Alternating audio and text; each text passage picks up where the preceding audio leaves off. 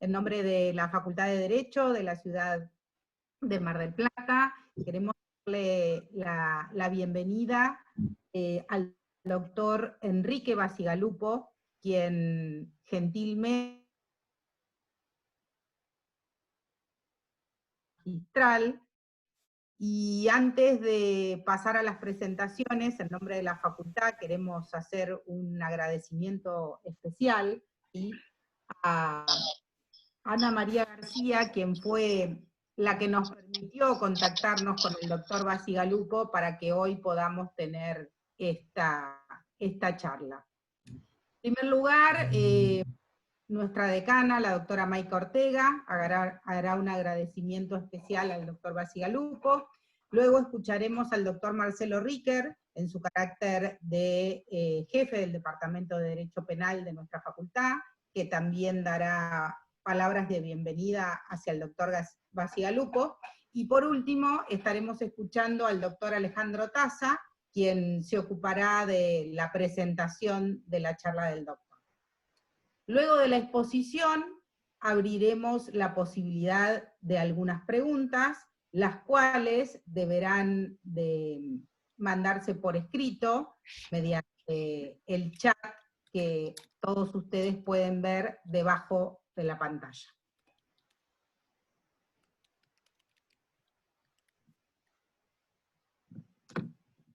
Bueno, de parte de toda la facultad, las únicas palabras válidas son las de agradecimiento para el profesor Bacigalupo por su generosidad que ha convocado hace un momento a 373 participantes, lo que da cuenta de la necesidad que tenía no solo nuestro país, sino toda la región de escucharlo. Muchísimas gracias realmente por darnos esta conferencia que es un lujo para esta facultad. Muchas gracias.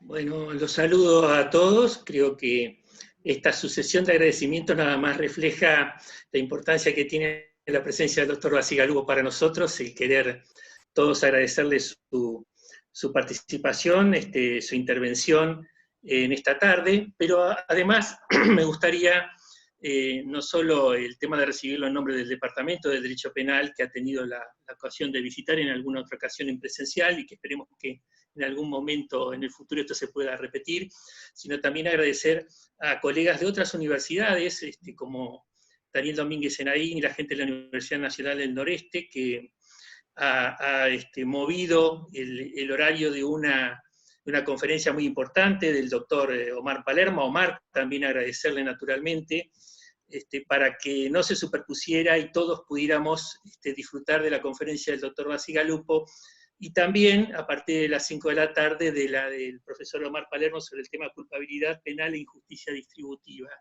También agradecer a la doctora María Cristina Barberá de Rizo, la directora del Departamento de Derecho Penal de la Universidad Nacional de Córdoba, que hizo llegar su auspicio y adhesión a esta actividad.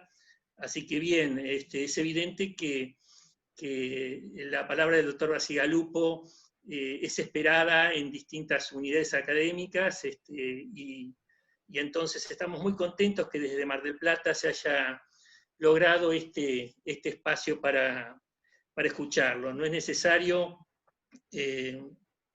resaltar lo que significa para el penalismo argentino la figura del profesor Bacigalupo. Desde que comenzara ya su carrera académica como ayudante de Jiménez de Azúa en el Instituto de Derecho Penal de la Universidad de Buenos Aires en el año 58, y bueno, ya siendo muy joven, su producción de varias monografías importantísimas para nosotros en los años 60 y en los años 70, la noción del autor en el Código Penal, culpabilidad, dolo y participación, delitos impropios de omisión, ya en los 70 sus lineamientos que todos hemos leído y que he visto con felicidad que en el mes de enero de este año ha salido una revisión, tanto de lineamientos como de su derecho penal parte general, que son obras de consulta obligada para cualquiera de nosotros, y para aquellos que que nos interesa sobre todo el derecho penal económico,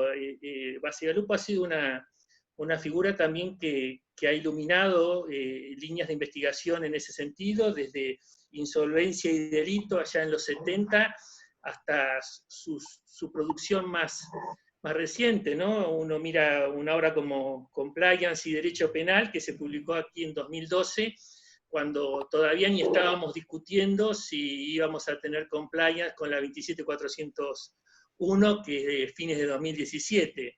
Así que, bueno, nada, pensar en una persona que ha abierto caminos, cabezas durante décadas entre nosotros, en nuestra región y en Europa, y nada, agradecerle mucho su generosidad y dejar ya que Alejandro haga la presentación formal y empecemos a escuchar lo que al fin y al cabo es lo que nos convoca. Un gran abrazo a todos, veo que ya estamos en más de 400 personas en la sala, así que bueno, y veo muchos amigos también conocidos que han ingresado, saludos a todos y los dejo con Alejandro y de inmediato con el profesor Bacigalupo. Un gran abrazo de Mar del Plata a todos. Bueno, buenas tardes a todos, más allá de hacer extensivo el agradecimiento al doctor Bacigalupo por compartir hoy sus conocimientos con nosotros, a quien todos conocemos. Solo diré que es abogado de la Facultad de Derecho de la Universidad de Buenos Aires, doctor en Derecho y Ciencias Sociales por la Universidad de Buenos Aires, por la Universidad Complutense de Madrid, honoris causa en muchas universidades, tanto de España como de Argentina, Costa Rica, Chile, Perú y Uruguay. Sería tedioso leer todo su currículum, con lo cual, en esta breve síntesis, merece destacarse que ha sido integrante desde noviembre de 1987 hasta marzo de 2011 la Sala Penal del Tribunal Supremo de España. Paco, vení.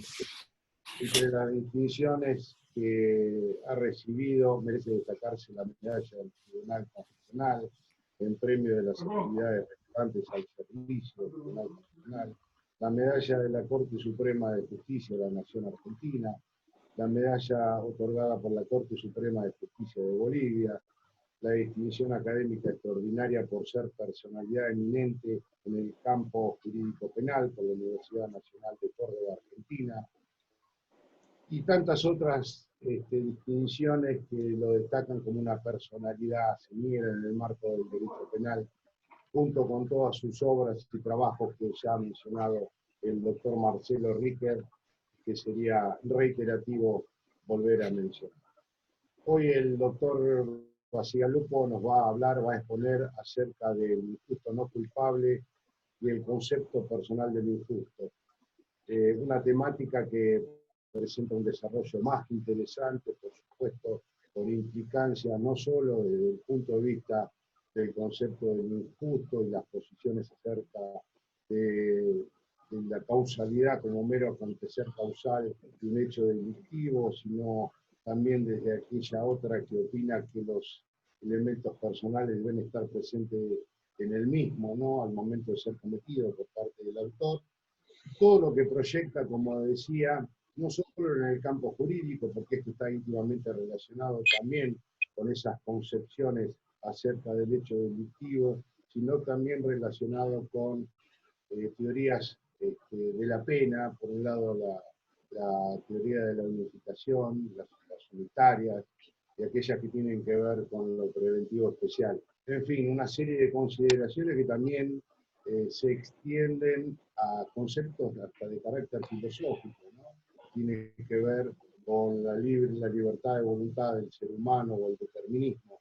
En fin, concepciones que adoptadas de una u otra manera, visto de una perspectiva o de otra, nos pueden llevar a enriquecer nuestra manera de ver el derecho, nuestra manera de concebir lo injusto, la culpabilidad, la antijuridicidad. Seguramente por una cuestión de tiempo sería imposible abarcar todas aquellas cuestiones que van derivando de estas concepciones, pero por suerte lo tenemos aquí al profesor Enrique Bacigalupo, que nos va a arrojar seguramente un manto de luz acerca del estado actual de estas concepciones. Por eso, sin mayores presentaciones, todos los conocemos. Le cedo la palabra al doctor Basilio Lupo, agradeciéndole inmensamente participar y sus conocimientos con nosotros desde aquí de Mar del Plata. Lo escuchamos, doctor. Perdón, doctor Bacigalupo, antes de que usted comience, queremos pedirles a todos los participantes, que son en este momento más de 430, que tengan la amabilidad de silenciar sus micrófonos y de apagar sus cámaras para que la comunicación sea lo más nítida y clara posible.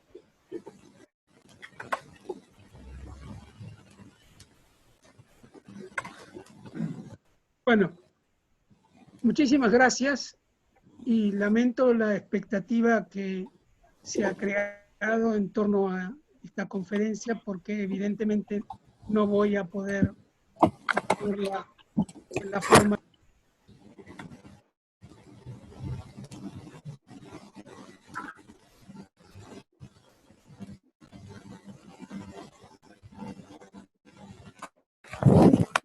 El agradecimiento que significa para un argentino que nació en Buenos Aires y que vive hace muchos años en Madrid, que todavía se acuerden en la Argentina y lo inviten a dar una conferencia. Yo he pensado en varias oportunidades, lo he apuntado inclusive, que la discusión sobre la teoría personal de la ilicitud solo ha tenido entre nosotros, es decir, en Argentina, un desarrollo bastante limitado, más limitado del que hubiera sido dado a esperar. Desde mi punto de vista, el principal obstáculo había sido el concepto de la aplicación de acción de la ley, con el que la teoría tradicional rechazó la concepción de la teoría personal de la ilicitud que postulaba la teoría de la acción finalista a partir de 1939. En esa discusión posterior de los años 60 y 70 no se tuvo en consideración que en realidad la discusión auténtica en torno a la teoría de la acción finalista era una discusión en torno a la teoría de la ilicitud.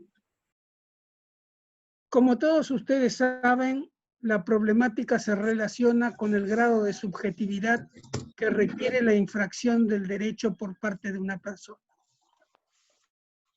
En la teoría moderna del delito se designa como ilícito o injusto a la acción típica y antijurídica. La palabra injusto proviene de la traducción de la palabra Unrecht alemana, que literalmente también podría haber sido traducida como negación del derecho. Estimo, sin embargo, preferible traducirla como ilícito y no como injusto, pues de esta manera se evita toda confusión con los conceptos vinculados a la idea de justicia, que se refiere a una cuestión que no está en relación con el objeto que nos ocupa. Por eso creo conveniente comenzar en el estado actual de la discusión con un estudio histórico dogmático del problema del concepto personal de los.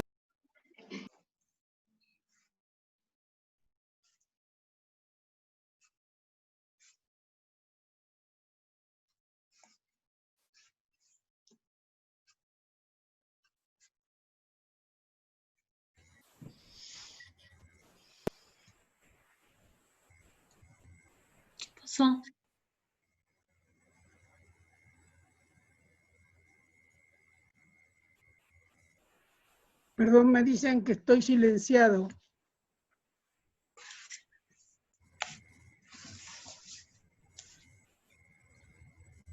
Perdón, no sé si se me escucha. Ahora se lo escucha, profesor. Ahora volvió. Ah, bueno, muy bien.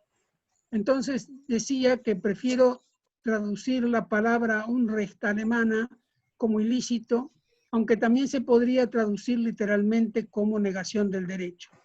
Me parece que la palabra ilícito tiene la ventaja de que se evita toda confusión de los conceptos con la idea de justicia, que es una cuestión que no está vinculada al objeto que hoy nos ocupa.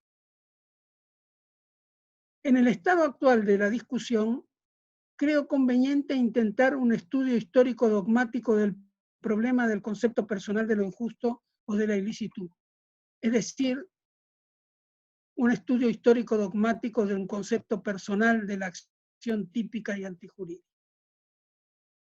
Esta cuestión había sido objeto de importantes discusiones en la dogmática alemana del siglo XIX, cuando comenzó a ser discutida la diferencia existente entre los actos de un ser humano y los hechos de la naturaleza. El problema estaba al menos en parte vinculado con la teoría de las normas y con la teoría de los imperativos, y su solución era claramente subjetiva. Sin embargo, hubo opiniones contrarias, y por ejemplo, August Comte en 1878, que era un representante clarísimo de la teoría de los imperativos, sostuvo, cito textualmente, que los mandatos y prohibiciones del derecho se dirigen no solo a personas capaces de voluntad, contradiciendo de esta manera a un autor que sostenía lo contrario y que era Merkel. En la recepción de la dogmática alemana en la Argentina y en España, que tuvo lugar en España en 1931, después de la lección inaugural del curso 31-32 de Jiménez de Azúa, y en Argentina se fue concretando a través de los trabajos de Núñez y de Soler, que culminan en 1940 con el derecho penal argentino de Sebastián Soler. Esta problemática no llegó a ser en aquel tiempo materia de discusión. La teoría del delito de la recepción de la dogmática alemana fue la teoría del delito de Franz von Liszt. La comprensión de la norma y la motivación, consecuencia de la misma, no eran en la concepción de Liszt relevantes a los efectos de la perturbación social producida por la lesión o la puesta en peligro de un bien jurídico, que definía la acción contraria al derecho en su sistema.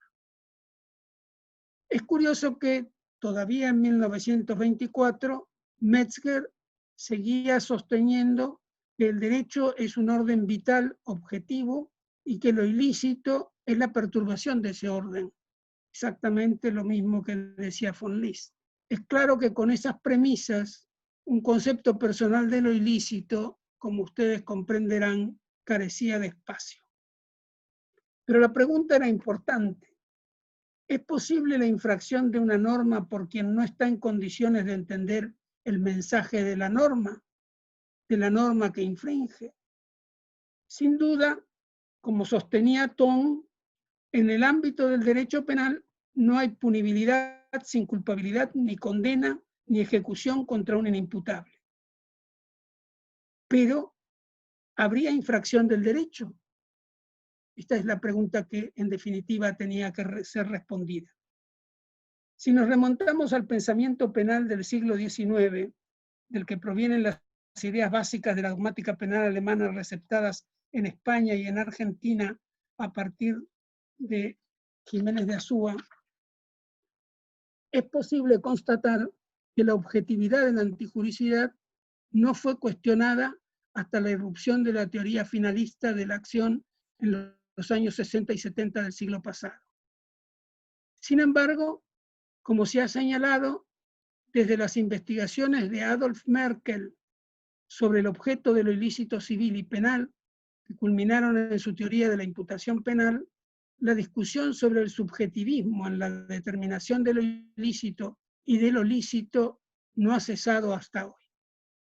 Es curioso que esta opinión, que proviene de Dornsifer, un discípulo de Armin Kaufmann, y que es de 1979, sea todavía mantenida en forma enérgica por Michael Pavlik en el mismo sentido. Dice Pavlik, hace más de medio siglo que la cuestión del merecimiento de reconocimiento del ilícito no culpable como categoría independiente de la teoría del delito, ha formado parte de los temas más discutidos de la ciencia jurídico-penal alemana. Como se dijo, la recepción de la dogmática alemana en España y Argentina tuvo lugar solo a partir de von List. Los antecedentes que habían tenido lugar en la dogmática alemana anterior a List, salvo algunas excepciones, no fueron objeto de especial atención. Se aceptó, como lo proponía von List, que todos los elementos subjetivos del delito, lo proponía desde 1881 en la primera edición de su libro, todos los elementos subjetivos del delito eran ajenos a la categoría de la intijuricidad y que formaban parte de la categoría a la que pertenece el concepto de dolo, es decir, a la culpabilidad.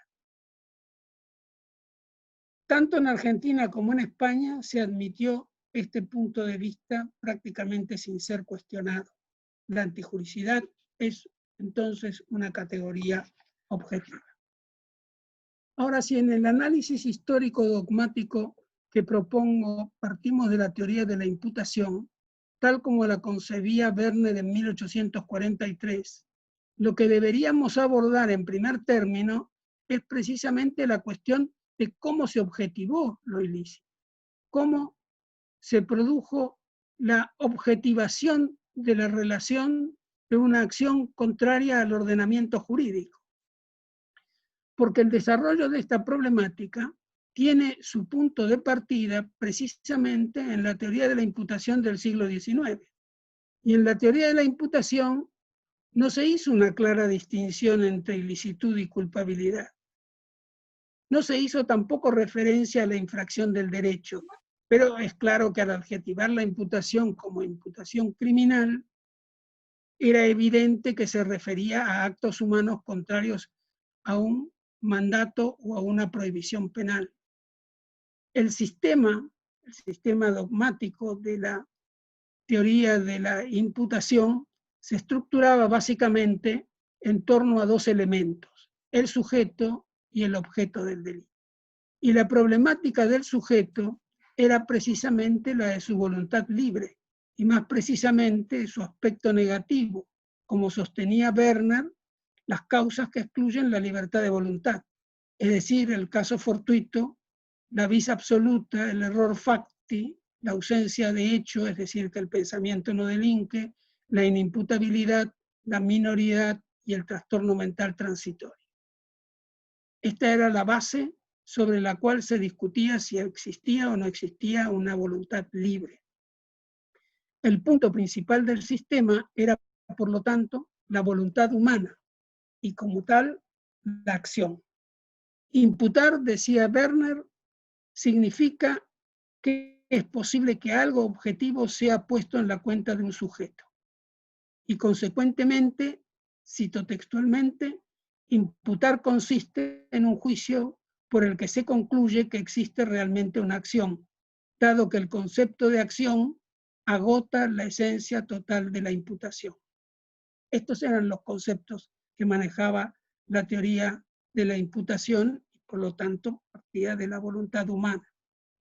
En otras palabras, la acción incluía conceptualmente la imputación y por lo tanto, si pudiéramos traducir a Werner a un lenguaje dogmático más moderno, solo podía ser criminal, es decir, contraria al derecho, una acción que fuera imputable. Puntos de vista similares representa, entre otros, Hugo Helschner en 1858, cuando dice: el juicio por el que se establece que el daño de un bien jurídico tiene su causa en la voluntad de una persona, lo caracterizamos como imputación. Prácticamente lo mismo que decía Werner. Pero una nueva fase de la discusión tiene lugar con el problema del destinatario de la norma. Desde esta perspectiva es que Adolf Merkel, un autor muy importante en esta materia, en 1867 afirmó que lo ilícito consiste en la infracción de mandatos o prohibiciones del derecho y que estos imperativos solo están dirigidos a la voluntad de personas capaces de imputación y por lo tanto solo pueden ser lesionados por la voluntad de estos. Merkel agregaba además que lo que no puede ser relacionado con la voluntad inteligente de una persona es un suceso de la naturaleza.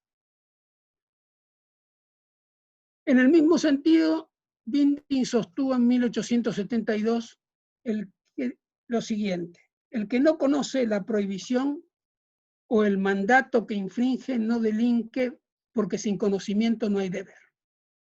La teoría de las normas, entendiendo por norma en el sentido de Winding una regla con excepciones, no solo prescribía una determinada conducta, sino que imponía un deber de obediencia. Y era evidente que nadie podía obedecer una orden que no estaba en condiciones de conocer. La cuestión había alcanzado, en este marco, una cierta estabilidad cuando se propuso y se aceptó un cambio en el sistema y en el concepto de persona.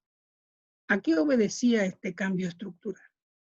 ¿Por qué postular un cambio hacia el concepto objetivo de ilicitud solo basado en un suceso causal voluntario de lesión de un bien jurídico? ¿A qué obedecía esta transformación? La evolución hacia un concepto objetivo de la ilicitud se convierte en realidad en necesaria por razones prácticas. El programa político criminal de von List requería que las penas tuvieran como posibles efectos la reeducación, la intimidación y la inocuización de los sujetos irrecuperables, que podía llegar inclusive hasta la segregación total de la sociedad. En este último supuesto era clara la objeción que hacía Birkmayer, que fue desde este punto de vista contundente. Cuando se trata del sujeto no susceptible de ser recuperado para la vida social normal, ya no podemos hablar de una pena si queremos tener la posibilidad de excluirlo totalmente, inclusive de la sociedad, sino en todo caso de una medida de seguridad. Las consecuencias jurídicas que List proponía para imputables no resocializables como penas de protección presuponían un delito. La modificación tenía, por lo tanto, que ver con la cuestión de la culpabilidad. Es decir, ¿qué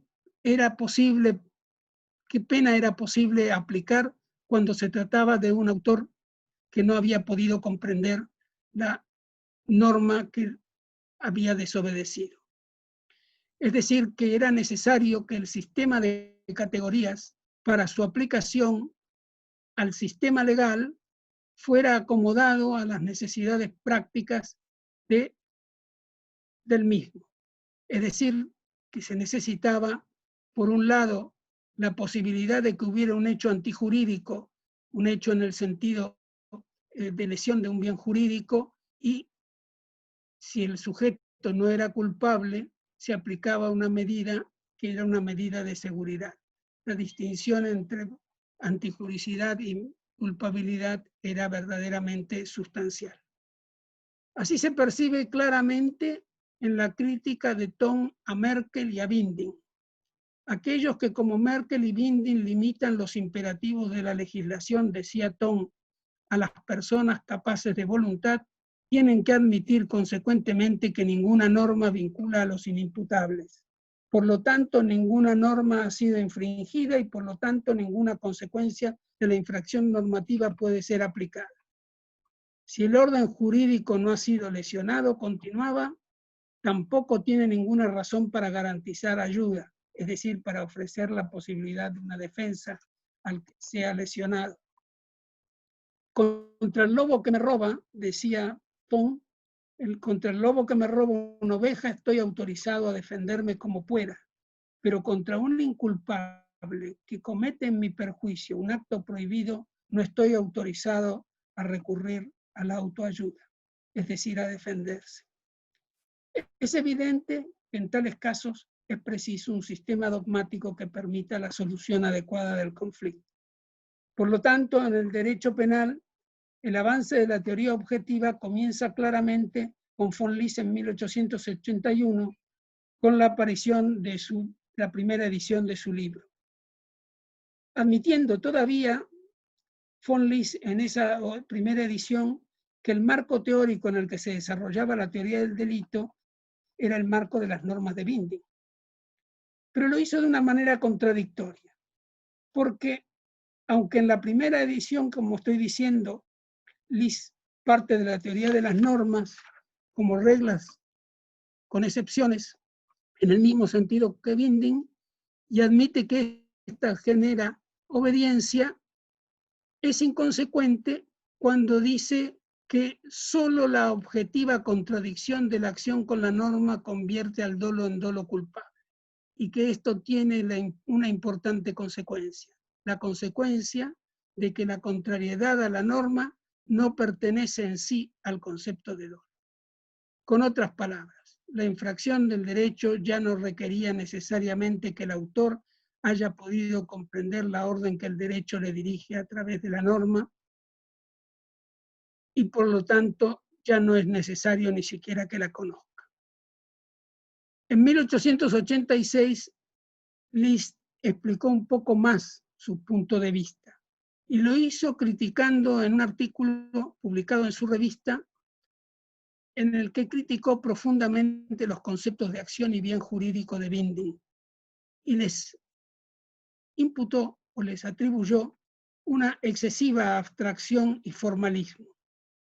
Y sostuvo, además, un principio metodológico que es importante no olvidar. Lo cito textualmente. Todo el valor de la construcción de los conceptos jurídicos, decía List, todo el significado científico de su sistema reside en que éste y aquella facilitan y aseguran la aplicación de las normas jurídicas a los hechos de la vida jurídica. Cuanto más se prescinda de la legislación y la ciencia y se recurra a la casuística, tanto más confusa será la administración de justicia. Solo el conocimiento sistemático garantiza un dominio total de la materia. Fin de la cita.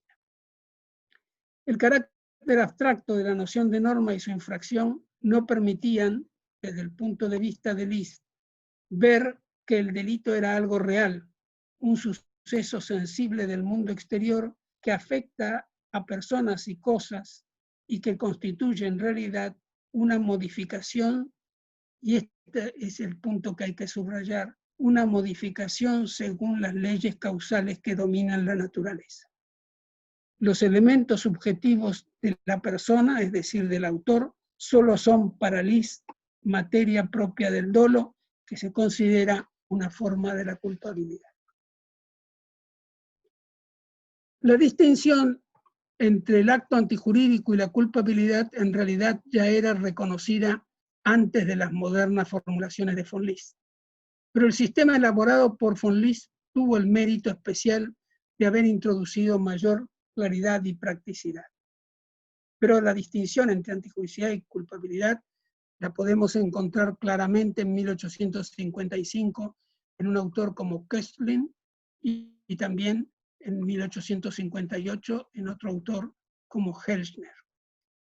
Esta distinción obligaba, en cierto sentido, a reducir la lesión jurídica a una infracción objetiva de la norma jurídica, dado que todos los elementos subjetivos se trataban como formas de la culpabilidad.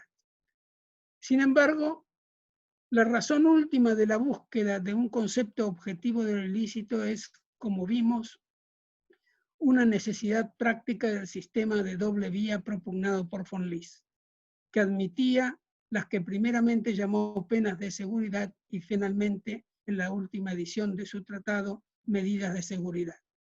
La lesión o la puesta en peligro de un bien jurídico debía ser también un presupuesto de las medidas de seguridad y constituir una categoría diversa de la culpabilidad y de las condiciones que justifican las medidas de seguridad, sobre todo cuando las medidas de seguridad se aplican a sujetos imputables, es decir, a los irrecuperables. que es una categoría de autores que en realidad no fue generalmente aceptada. Por ejemplo, ya en su tesis doctoral, Jiménez de Azúa estuvo en contra de esta categoría de irrecuperables o de no susceptibles de ser resocializados. Y estamos hablando de 1813. En definitiva, concluye von Lis que el juicio de culpabilidad, yo subrayo esto especialmente, el juicio de culpabilidad conecta el hecho cometido con la persona del autor de la ilicitud. Esto es textual von Lis. De esta manera se ve con toda claridad que la ilicitud no tenía un carácter personal. Todo lo referido a la persona era una cuestión de la culpabilidad. Por eso dice que la culpabilidad, el juicio de culpabilidad, conecta el hecho cometido con la persona del autor de la ilicitud. Pero el delito requiere además la comprobación de la imputabilidad del autor, que en realidad su carácter de persona en el sentido de la dogmática de la teoría de la imputación, el dolo y la culpa. Actualmente Jacobs admite que no existe ningún obstáculo en designar como acción la que sea completamente imputable, es decir, al hecho culpable. Desde esta perspectiva, es claro que toda la ilicitud pertenecerá al tipo de la culpabilidad porque es la necesaria objetivación de la defectuosa motivación necesaria para que haya imputabilidad. Frente a esta equiparación de la acción humana con un suceso natural regido por la causalidad y la transformación del mundo exterior, el mundo de los objetos, lesiva de un bien jurídico que proponía von Lis, Welsel planteó la necesidad de una redefinición del concepto de acción a partir del cual elaborar la teoría del delito y sobre todo la teoría de la ilicitud. Es importante subrayar que la teoría finalista es dogmáticamente considerada sobre todo una teoría de la ilicitud, basada en una concepción de la ciencia del espíritu contraria al positivismo naturalista de von Lis, que reconocía sus fundamentos en la obra, me refiero al finalismo, reconocía sus fundamentos en la obra de autores como Dilthey y sobre todo como Nicolai Hartmann, especialmente en la tesis sostenida por Hartmann en su Ética en 1925. Sustancialmente, Welsel elaboró los conceptos de acción e ilicitud en el sentido de Nicolai Hartmann, que establece en su Ética que la determinación de los sucesos relevantes para el derecho penal no tiene lugar solo causalmente. Este es un punto muy importante, sino a través de un segundo elemento. No se determinan los sucesos del derecho penal a través de la causalidad, sino a través de la causalidad y un segundo elemento, el nexo final conectado con la determinación causal a través del sujeto personal. Welsel parte, además, de un principio metodológico que había expuesto en 1930 y que decía, cito textualmente, lo que es verdad en una ciencia tiene que poder encontrar su lugar en las otras. A partir de aquí, la determinación causal del mundo exterior debe ser reemplazada, según Welsel, por la determinación final del mundo exterior por una persona, tal como la entendía Nicolai Hartmann. En verdad, Welsel introdujo en la dogmática de la teoría del delito una parte sustancial de la ética de Nicolai Hartmann. Ciertamente, la acción finalista es también una forma de determinación del mundo exterior. Como decía von Lis, que tenía que ser que la acción era una determinación del mundo exterior. Pero no es la determinación del mundo exterior de la teoría causal. No es una determinación basada exclusivamente en la causalidad, sino en dos elementos. La causalidad dirigida por la finalidad. Es evidente que con estas premisas que si un hecho típico constituye la determinación de un suceso del mundo exterior, el tipo penal debía abarcar también la finalidad del autor. Y es evidente que la finalidad del autor debe ser comprobada también en el momento de la tipicidad de la acción contraria al derecho. En la dogmática española y en la argentina, esta discusión no fue planteada en estos términos. Por lo pronto, Nicolai Hartmann no llegó a ocupar el lugar que debería haber ocupado en esta cuestión. El punto de vista de Welzel, que favoreció un concepto personal de la ilicitud, ha sido en el año 2012 criticado por Pavlik, quien piensa que solo puede comportarse de forma voluntaria, orientado a un fin con relación a una expectativa normativa, quien puede reconocer y realizar lo que se exige de él. Por tal razón, dice Pavlik, la voluntariedad postulada por Welzel es más que racionalidad conforme a un fin. En otras palabras, la crítica que Pavlik hace a Welzel es, vea, usted ha introducido un elemento muy importante que es la dirección final de la causalidad, pero lo cierto es que la racionalidad que requiere el momento de lo ilícito es una racionalidad que va más allá de la racionalidad conforme a un fin. Sobre las cuestiones planteadas por Pavlik, es evidente que habrá que discutir. Hoy no podemos hacerlo, pero tal vez en alguna otra oportunidad quepa la posibilidad de discutir los puntos de vista de Pavlik. Pero lo cierto es que los puntos de vista de Pavlik, vistos así en un primer momento, no afectan al concepto de ilícito personal y en todo caso lo apoyan y además extremarían su significado. Esta es una conclusión provisional, ya veremos cuando discutamos sobre Pavlik. La problemática que da lugar a un concepto de ilícito personal en el ámbito de la justificación y de la tentativa, yo creo que merece un tratamiento especial porque ha sido objeto de muchas discusiones en el contexto de este tema. Me voy a referir resumidamente al punto de vista expuesto hace casi medio siglo por Armin Kaufmann. En general puedo decir que yo coincido con Armin Kaufmann en las soluciones que Armin Kaufmann propone. En primer lugar, en el ámbito de las causas de justificación, el problema consiste en el significado del aspecto objetivo de las mismas. Si el autor ha tenido un error inevitable o invencible sobre la existencia de los presupuestos objetivos de la causa de justificación, por ejemplo, sobre la existencia de la agresión antijurídica e inminente de la legítima defensa, es decir, en el supuesto de las eximentes putativas, cabe preguntarse, ¿ha obrado de todos modos justificadamente?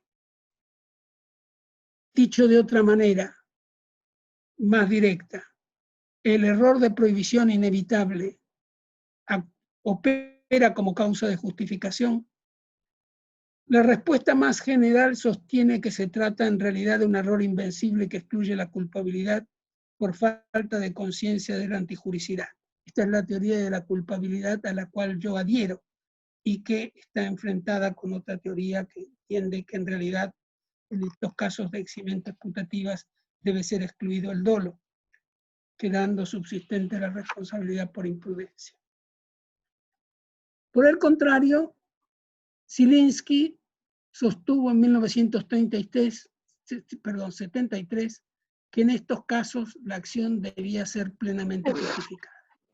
Lo que justifica, a su juicio, es la representación con la que obró el autor, es decir, la ausencia del disvalor de acción. Cito textualmente, el disvalor de acción fundamenta la ilicitud. El valor de acción fundamenta la exclusión de la misma. Armin Kaufmann no compartió totalmente este punto de vista, en el que seguramente había inspirado a su discípulo Zielinski. Pero Kaufmann, repito, no compartió este punto de vista y se basó para ello en el efecto que tiene la excepción de la norma o la causa de justificación. Desde su punto de vista, la excepción de la prohibición no debe depender solo de la representación del que se cree que defenderse. Por ejemplo, de una agresión antijurídica, que en realidad no existe. Pues el riesgo de un erróneo uso de la autorización legal de la legítima defensa, dice Kaufmann, afecta en primer lugar al titular de los bienes que resulten afectados, mientras que el autor solo resulta afectado secundariamente por la consecuencia jurídica. Dado que las causas de justificación operan frente a todas las prohibiciones, la articulación de prohibiciones y autorizaciones de actuar no pueden ser resueltas solo en el nivel del elemento subjetivo del autor.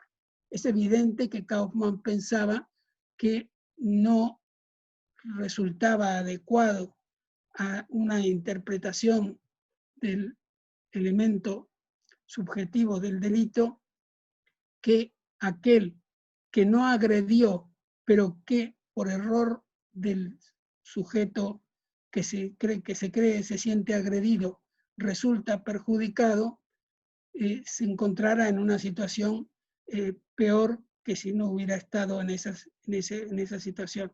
Es decir, era absolutamente claro que tenía que tener la posibilidad de defenderse frente a una agresión que podía ser antijurídica.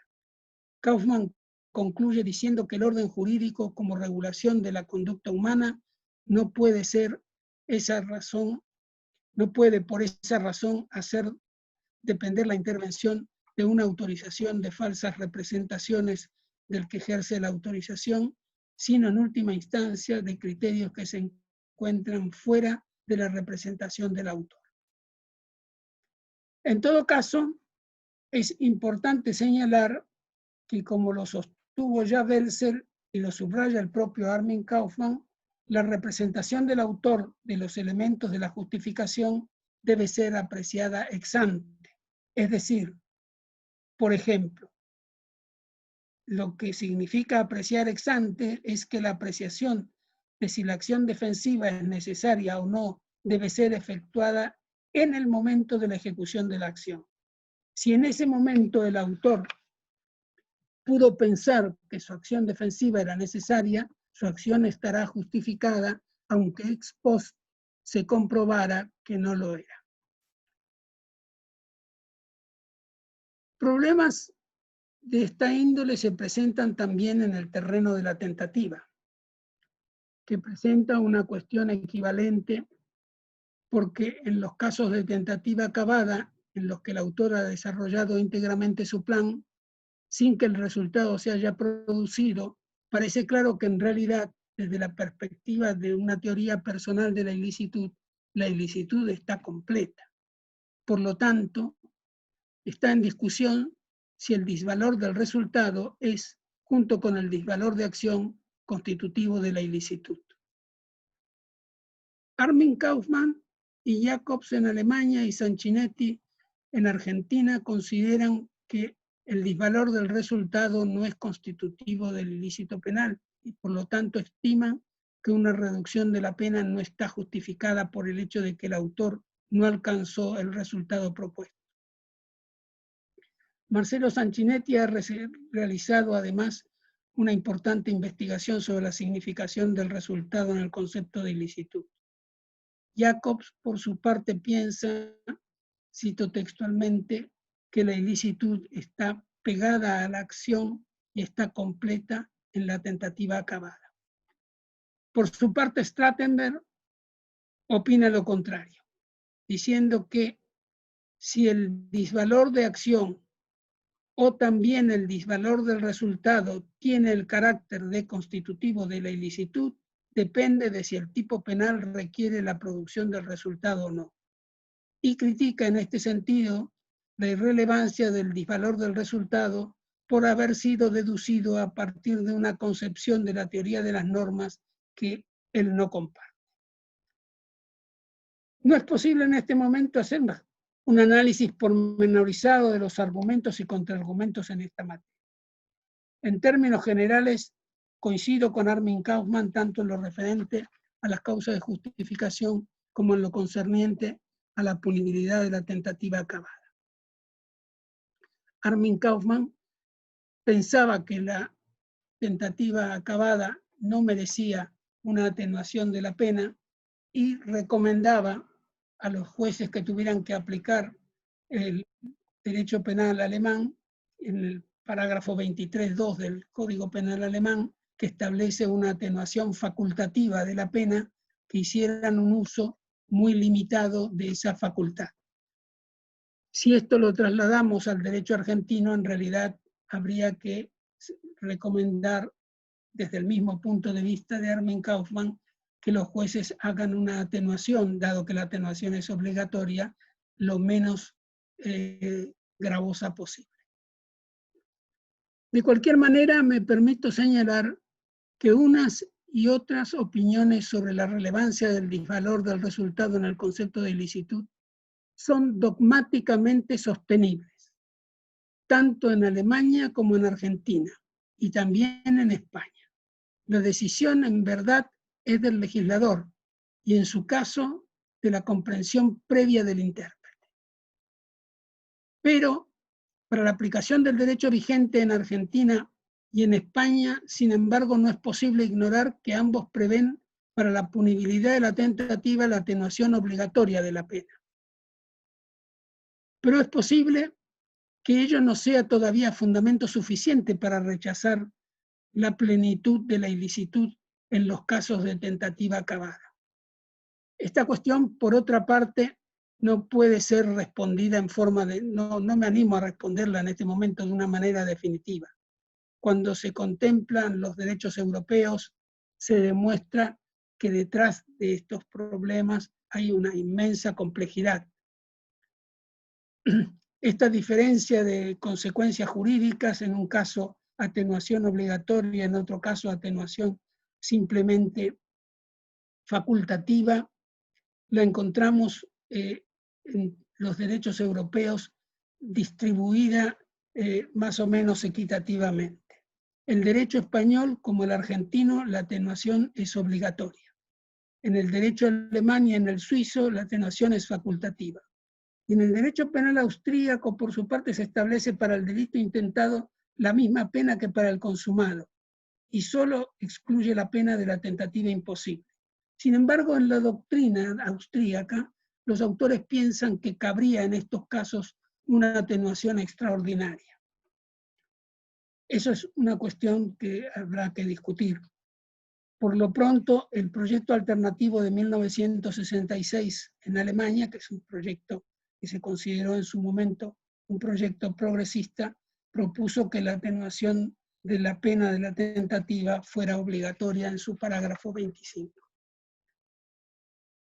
Teniendo en cuenta que el desarrollo dogmático actual de esta cuestión tiene el centro de gravedad en Alemania, es de considerar que allí la atenuación de la pena de la tentativa es facultativa y solo punible en los delitos donde expresamente se establezca su punibilidad.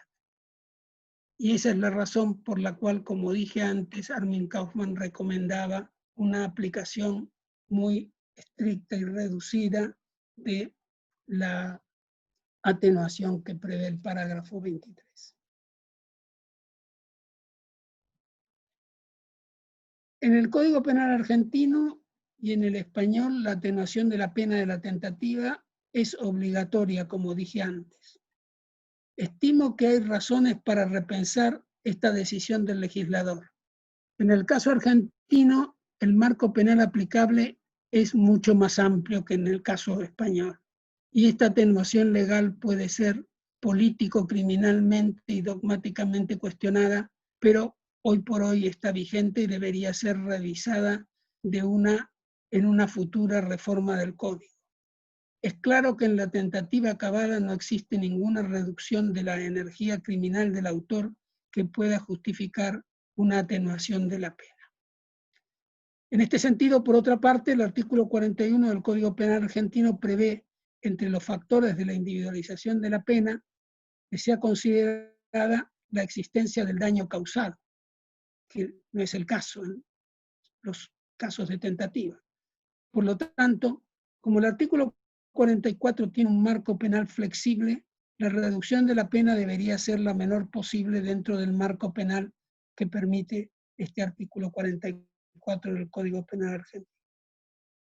En todo caso, y en el ámbito más amplio de la penalidad, cabe recordar el punto de vista de Zielinski en esta cuestión. El principio de culpabilidad no impide que el resultado sea considerado en la individualización de la pena. Además, deberíamos considerar la posición de Strattenberg sobre la que se afirma, o Strattenberg afirma, la posibilidad de que el disvalor del resultado sea relevante a los efectos de la necesidad de la pena. Esta es una categoría que por lo general es poco difundida fuera de Alemania. Pero esta es una cuestión que ya pertenece a otra discusión. Quiero de todos modos subrayar que Sanchinetti piensa, y lo hace con buenos argumentos, que en el derecho penal argentino la atenuación de la pena de la tentativa acabada no es obligatoria. Y con esto concluyo. No he pretendido exponer una nueva teoría de la ilicitud personal.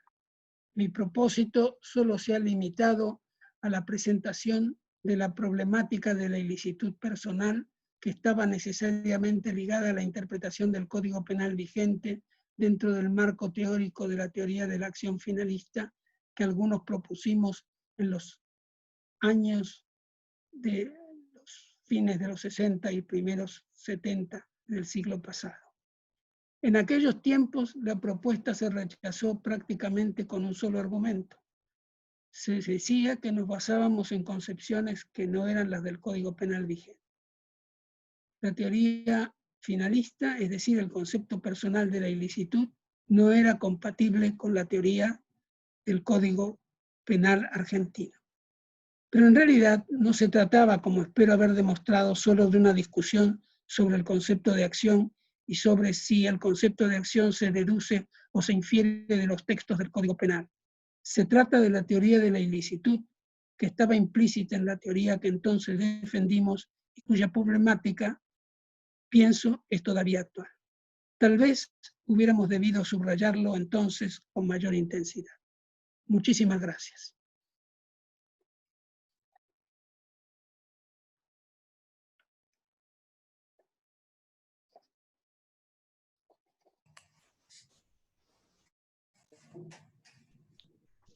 Bueno, muchísimas gracias al doctor Bacigalupo y quedamos abiertos para un espacio de preguntas. Por lo pronto, habíamos pedido que se traten de canalizar a través del chat y hay una que ya hemos rescatado en la que lo que se pregunta es lo siguiente. No sé si me escucha bien, doctor Bacigalupo. Lo escucho perfectamente, pero sigo sin verme en la pantalla. ¿Perdón? Que sigo sin verme en la pantalla. Muy bien. Pero escucha la pregunta, ¿se la puedo pasar? Sí, perfectamente, sí. Muy bien. La pregunta que hicieron es, la creación jurisprudencial de la categoría del dolo eventual en ordenamientos donde no contienen expresamente siquiera la palabra representación, ¿vulnera el principio de legalidad o no, por asumirse que tal eventualidad está íncita en todo dolo? Bueno, esta es una cuestión que no tiene nada que ver con lo que estábamos hablando. Nada que ver con lo que yo había dicho, pero bueno, el dolo eventual siempre ha sido, la construcción del dolo eventual y la construcción de la imprudencia siempre ha sido una cuestión que no está totalmente definida en los términos de la ley.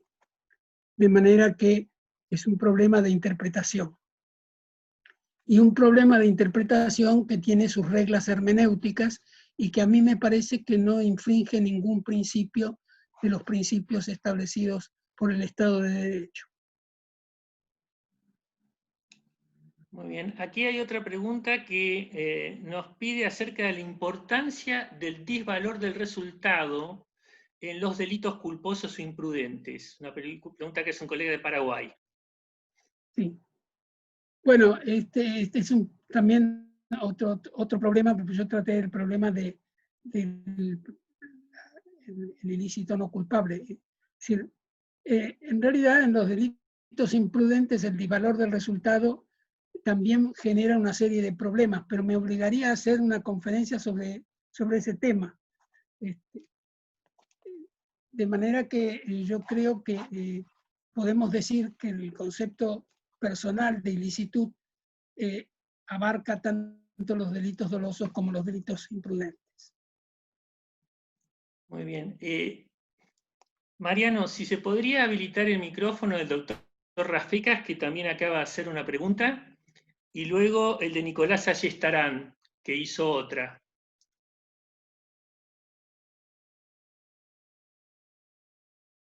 Daniel creo que ya lo tiene habilitado, ¿eh?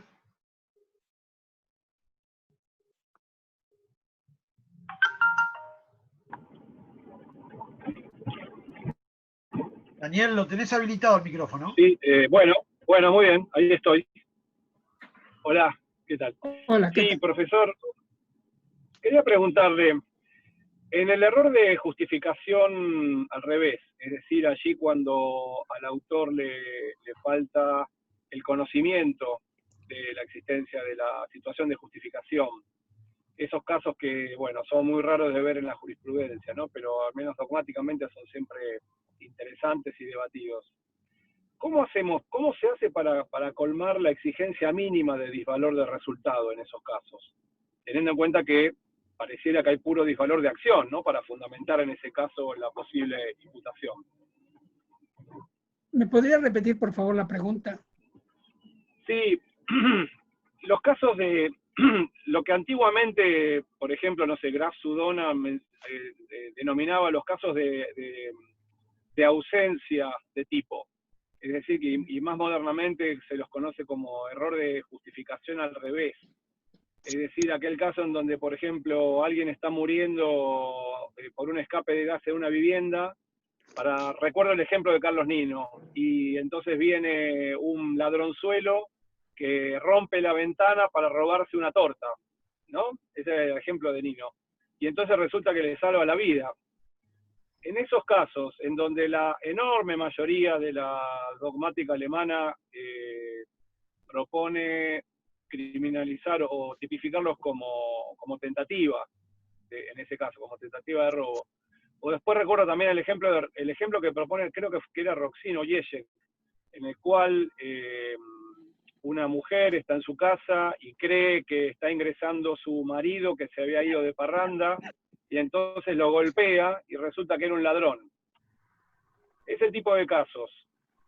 La pregunta mía que me sigue dando vueltas es cómo hacemos para dar por satisfecho un mínimo de disvalor de resultado en ese caso, teniendo en consideración que en definitiva, en el balance de bienes salvados y sacrificados, pareciera que hay como un balance positivo, ¿no? En esos casos. Sí, yo creo que la solución general que se da a esta cuestión es la aceptable, ¿no? Naturalmente, el que rompe la ventana para robar realiza un acto ejecutivo del delito de robo. Ese acto ejecutivo del delito de robo, sin saber que va a salvar a una persona, tiene todas las características de la tentativa del robo. Ahora, el problema es si eso se puede compensar con la casualidad de haber salvado a una persona. Esta es la cuestión a discutir. Pero la cuestión de que haya una tentativa, cuando él ignora que en realidad estaría justificado, a mí me parece que no es discutible. Porque él lo que realiza es un acto de violencia en las cosas, que es un elemento del tipo del robo, y por pura casualidad resulta que salva a una persona. Y entonces en ese caso se dice, bueno, aquí ¿qué hubo? Como no sabía, no conocía la situación de justificación, este es un problema del elemento subjetivo de la justificación también, entonces hubo robo y, o mejor dicho, hay un llamado error de prohibición al revés, ¿no? No sé si es, claro, es decir que si se quiere, la cuestión contraria al problema de la tentativa acabada, ¿no? Donde está toda la acción realizada y no se produce el resultado, y entonces hay que atenuar o no hay que atenuar esa pena. Y aquí se trata de saber si la casualidad que dio lugar a la salvación de una vida debe atenuar o no la tentativa de robo. Me parece que siempre conviene plantear todos estos problemas desde el punto de vista de qué hacemos, si condenamos o no condenamos al que se encontrara en esa situación. Exactamente. Vale. Pero uno podría decir, bueno, es que, en fin, aquí si hacemos una valoración de justicia, entonces hay que tener en cuenta que salvó a una persona, pero si se piensa que las causas de justificación requieren un elemento subjetivo, que es el conocimiento de la situación de justificación, ya ese argumento tampoco puede ser utilizado. Son temas que están en los límites y que resultan muy interesantes y que dependen mucho también de los criterios hermenéuticos con que se quiera aplicar el derecho en ese caso. Muchas gracias, profesor. Muy amable. No sé si contesté lo que, si di respuesta a la pregunta. Sí, muchas gracias. Muy amable. Ha sido muy amable. Gracias. Muy amable por hacerme la pregunta. Al contrario. Nicolás. Bueno, hola, buenas tardes. Primero que nada, agradecer al doctor Bacigalupo y felicitar a toda la Universidad Nacional de Mar del Plata por la organización de este evento. Yo lo que le quería preguntar al doctor Bacigalupo es si, en su criterio, recurrir a la noción de incumbencias puede tener algún tipo de operatividad para definir el injusto personal. Sí, naturalmente. Sí. Sí. De la misma manera que las normas también tienen, que los deberes jurídicos también tienen importancia para definir el problema del injusto personal. La cuestión no es de dónde proviene la obligación, sino de dónde, con qué elementos de la acción se debe contar para decir que hubo infracción, me parece. Perfecto. Muchas gracias, profesor. Mariana, había una pregunta pendiente de Gonzalo Molina, si se puede habilitar.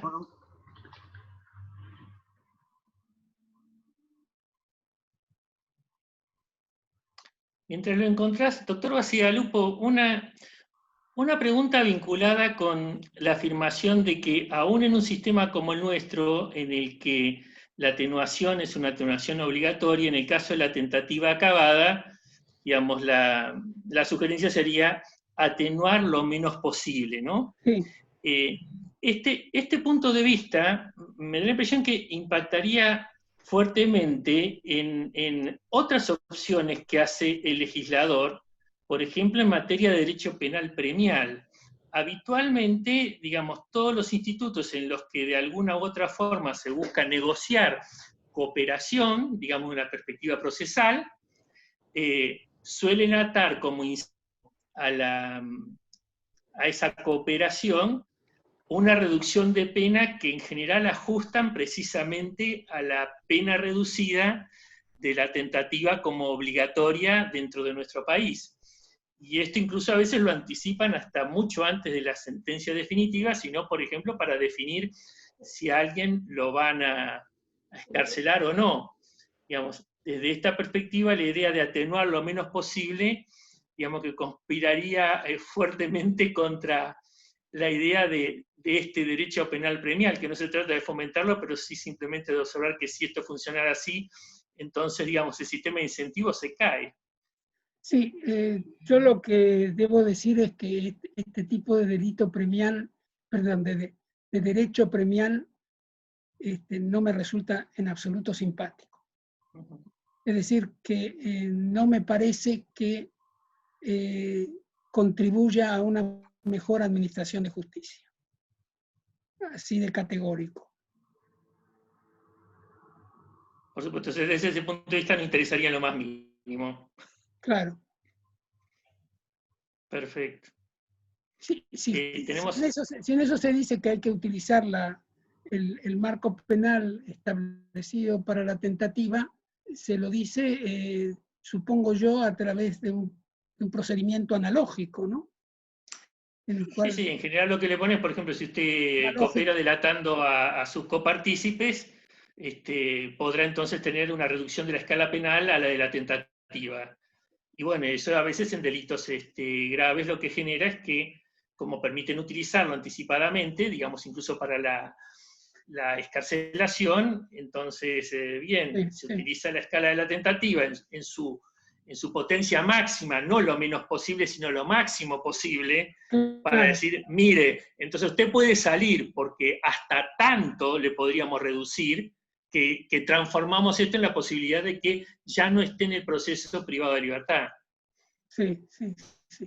Sí, la verdad es que este sistema de las delaciones en el proceso penal y los premios que se prevén, no me parece que sea un sistema constructivo.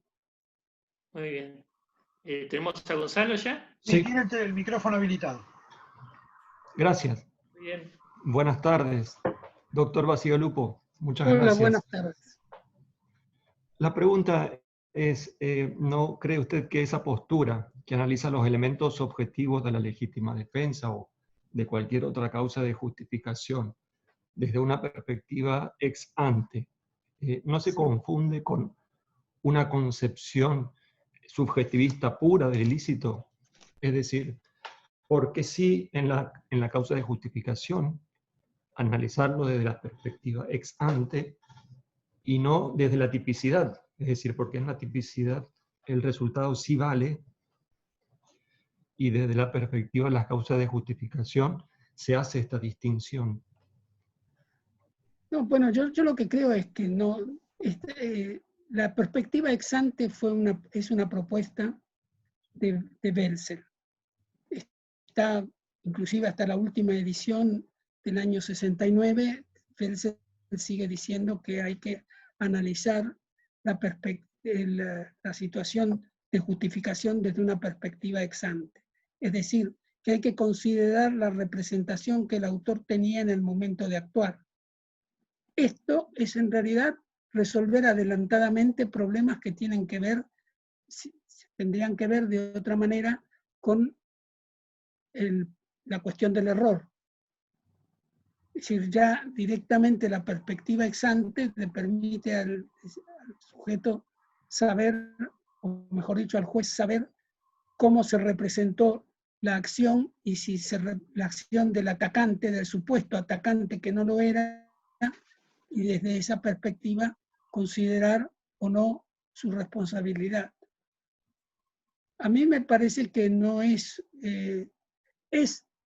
un punto de vista más subjetivo, naturalmente, que lo habitual, es decir, los que siguen una teoría objetiva ortodoxa probablemente no estarían de acuerdo con este punto de vista, pero de todos modos me parece que no llega a una subjetivización tal según la cual el error de prohibición inevitable siempre sea una causa de justificación. Por lo menos yo diría que tanto Welser como Armin Kaufmann, y Armin Kaufmann sobre todo, lo han presentado de esta manera. Gracias, doctor. Gracias por la pregunta. Aquí rescato del chat otra pregunta que dice que en Argentina, digamos, la aplicación no obligatoria en manos de la voluntad del intérprete lo establecido en el 44, es decir, la reducción, si esto no iría en contra del principio de legalidad en función de lo expresado por Sansinetti. Yo creo que si está previsto en la ley, no hay problema con el principio de legalidad. Ahora, que lo que se puede decir es que la ley no prevé que cuando la tentativa sea acabada, la reducción sea la mínima posible. Este en realidad no es una afirmación dogmática, sino un consejo que se da al que tenga que aplicar la ley. Y que ¿por qué la tentativa acabada tendría que tener el mínimo de reducción? Porque en realidad en la tentativa acabada no hay ninguna reducción de la ilicitud. Solo falta el resultado de casualidad. Y en este sentido no hay ningún mérito del autor que contemplar. Yo creo que es un tema que se debe discutir. Muy bien. Bueno, me parece que después hay otras preguntas que hemos visto que se están repitiendo. En todo caso, ya a esta altura le agradecería al doctor Bacigalupo el que nos haya destinado parte ya de su tarde-noche y nuevamente quedar a disposición en el futuro para poder realizar otro tipo de actividades, otra intervención. Tal vez cuando visite Argentina, que se llegue de nuevo hasta Mar del Plata, será un placer recibirlo de nuevo. Y nada, eso, muchas gracias. Creo que el éxito de esto ha quedado reflejado básicamente en que hemos estado con una media de arriba de 480 personas mirando esta conferencia, así que es claro que no ha incumplido las expectativas de nadie, se pasan en el chat poniendo felicitaciones, así que nada, muchísimas gracias, doctor Bacigalupo, por dedicarnos su tiempo y muy agradecidos de Mar del Plata. Yo en realidad, como dije al principio, soy el que agradece, porque no se pueden ustedes imaginar seguramente lo que significa que se acuerden de un penalista que en su juventud fue profesor en la Universidad de Buenos Aires y que ha vivido ya más tiempo en Europa que en Argentina. Esa es una cuestión que agradeceré de una manera muy especial y repito, es difícil que ustedes puedan imaginar lo que para mí significa. Muchísimas gracias. Los saludamos a todos en general, les agradecemos esta masiva participación. Les recordamos que, bueno, ahora a las 5 la gente de la Universidad Nacional de Noroeste una actividad sumamente calificada